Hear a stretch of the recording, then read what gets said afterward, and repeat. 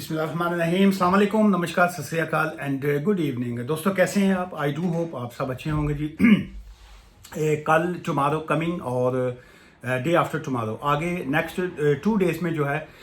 बड़े दो अहम टॉपिक के ऊपर मैं वीडियोस करूंगा जी। एक तो ये है कि ये जो असाइलम आपका होता है उसमें कौन से क्वेश्चन जो होते हैं वो होम ऑफिस जो है वो आपसे पूछता है, जिसको स्क्रीनिंग कहा जाता है या जिसको आप मेन इंटरव्यू कह लीजिए, सब्सटेंटिव इंटरव्यू कह लीजिए, उसको जौन सा भी आप वर्ड देना चाहें। तो उसमें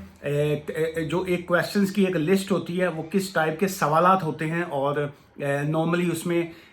उसकी जो नंबरिंग होती है वो किस तरीके से उन्होंने की होती है ताकि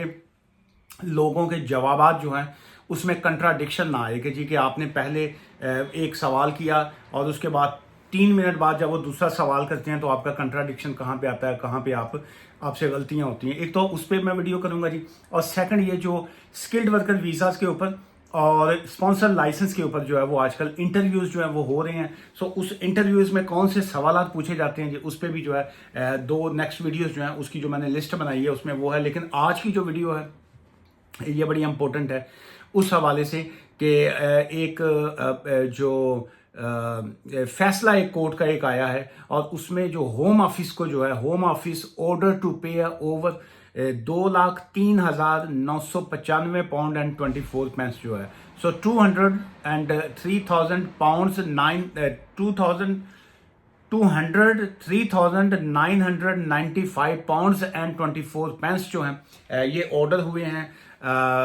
होम ऑफिस को पे करने के लिए कि जी के भाई साहब आप जो है इस साहब को जो है ये इतनी पेमेंट जो 2,03,995 पाउंड है, बिग अमाउंट है, 2.25 लाख पाउंड जो है एक हमारे नाइजेरियन भाई साहब जो हैं उनको अब मिल जाएंगे। और कोर्ट ने चूंकि ऑर्डर कर दिया है वो तो लुडियाँ पाएंगे, वो जो है वो चाहे अब नाइजेरिया में जाके लुडियाँ पाएं या वो यूके में रह के पाएं। सो उसमें ये है कि होम ऑफिस को जो है वो लोग समझते हैं कि सिर्फ होम ऑफिस ही जुर्माने करता है। सो ऐसा नहीं होता। कानून में हमेशा अक्सर वीडियोस में यही कहता हूँ कि कानून जो है यहाँ पे यूके में सबके लिए बराबर है, यहाँ पे इक्वालिटी है, यहाँ पे जस्टिस है और यहाँ पे जो है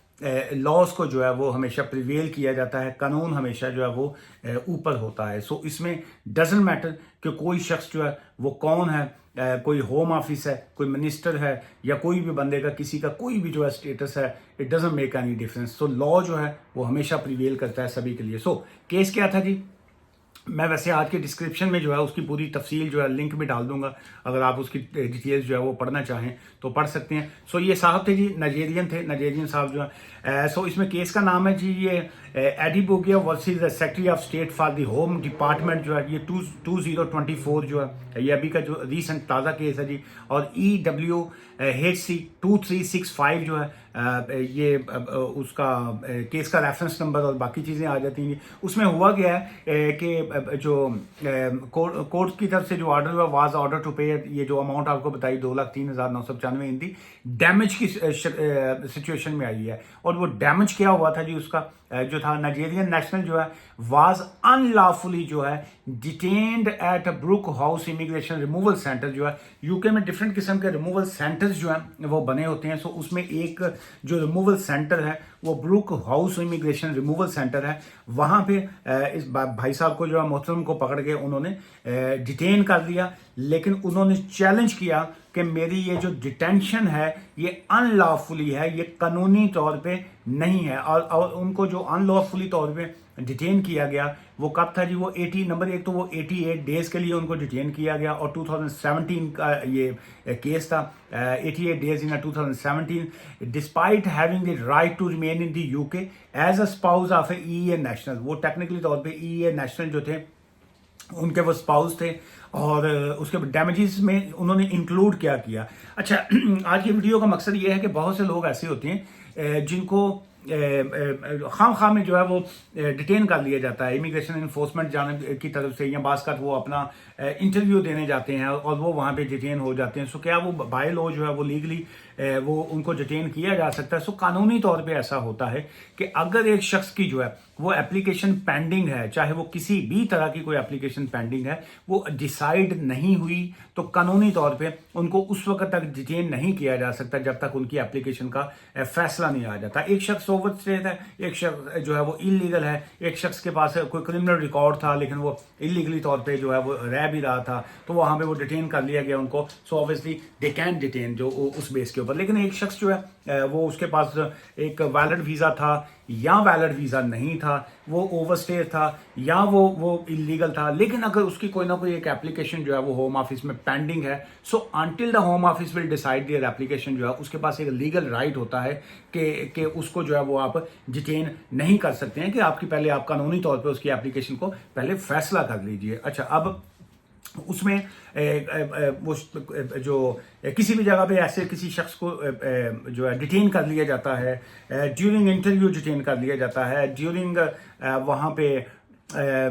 कॉल किया जाता है, रिपोर्टिंग के लिए बुलवाया जाता है, या ऐसी सिचुएशन में डिटेन कर लिया जाता है। सो ऑब्वियसली इस तरह की सिचुएशन में मैं फर्स्ट ऑफ ऑल तो मैं हमेशा लोगों को यही कहता हूं कि कभी भी ओवरस्टे मत रहिए, कभी भी इलीगल मत स्टे कीजिए। आप के जो आपके लीगल राइट्स हैं उसके मुताबिक अपनी एप्लीकेशन वगैरह को डाल के रखिए, लेकिन ये है कि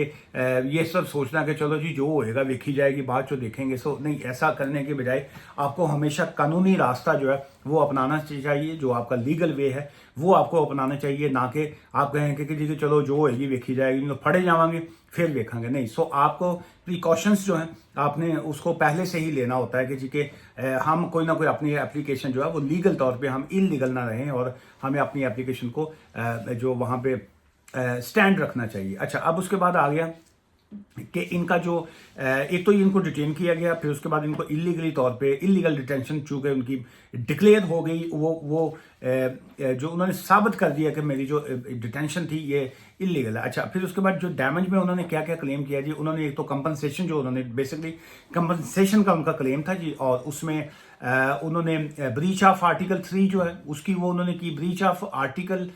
3 ऑफ द ECHR जो है, European convention on human rights, जो है due to a poor condition at this centre, जो है ये आर्टिकल 3 और ECHR के ऊपर मैंने पहले भी कई मरतबा वीडियोस की हैं, लेकिन अक्सर दोस्त जो हैं वो वीडियो से हट के जो रेलिवेंट सवालात नहीं होते वो भेज देते हैं, जिसकी वजह से तवज्जो कहीं और चली जाती है। ऑलवेज कोशिश किया करें, मैं यहाँ पे लीगल एडवाइस तो दे नहीं रहा होता हूँ, यहाँ पे मेरा मकसद ये होता है कि नॉलेज को शेयर करना, ताकि बहुत से लोगों को जो है वो अवेयरनेस आए। सो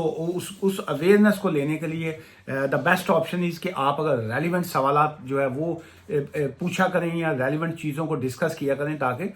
इससे जो है सोसाइटी में बड़ी पॉजिटिव जो है वो चेंज आता है। एनीवे, अच्छा, एक तो उन्होंने आर्टिकल 3 ECHR जो है due to a poor condition at a centre जो था उसको उन्होंने मेंशन किया, एंड द पोस्ट जो उनको स्ट्रेस ऑर्डर जो उनको मिला, मेंटली टॉर्चर जो उनके साथ जहनी तौर पर, ये लाजमी टॉर्चर कोई मारपीट का नहीं होता, कुछ लोग जो हैं वो जहनी टॉर्चर समझते हैं कि जी के हम जहनी टॉर्चर जो है वो अगले को दे सकते हैं। सो यहाँ पे यूके लॉ के मुताबिक ये है कि मेंटली किसी को जो स्ट्रेस देना या मेंटली टॉर्चर करना जो है वो आपके पास लीगल राइट होता है कि आप उसका भी कंपनसेशन जो होती है अगले के खिलाफ जो है वो फाइल कर सकें, लेकिन उसकी सॉलिड वजह का जो है वो देना जो है वो बड़ा इंपॉर्टेंट होता है। अच्छा,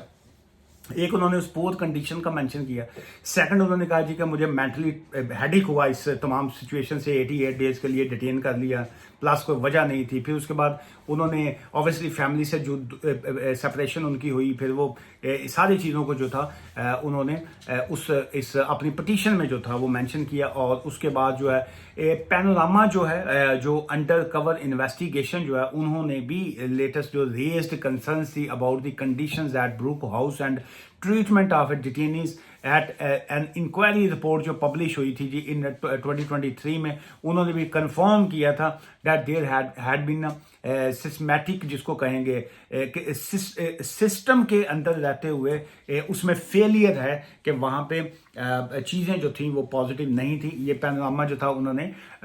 उस पर मुख्तलिफ जो चैनल्स हैं जी उसके ऊपर भी उन्होंने इसकी रिपोर्ट शामिल की थी। ऑब्वियसली ये सम टाइम इसलिए मैं कहता होता हूँ कि ये जो असाइलम के केसेस होते हैं या बाकी कोई सा भी, ये खासकर ये ह्यूमन राइट्स या असाइलम के केसेस में आपको रेफरेंस देना जो है वो बड़ा इंपॉर्टेंट होता है कि फ़लाँ केस में जो था ये जजमेंट आई, फ़लाँ केस में जो था वो कंट्री रिपोर्ट की सिचुएशन क्या आई। सो इस तरह की चीज़ें जो होती हैं ये लीगली तौर पे बड़ी वैलिड होती हैं, जो आपके केस में जो है मदद आपको देती हैं। सो उसके बाद आ गया जी कि इनका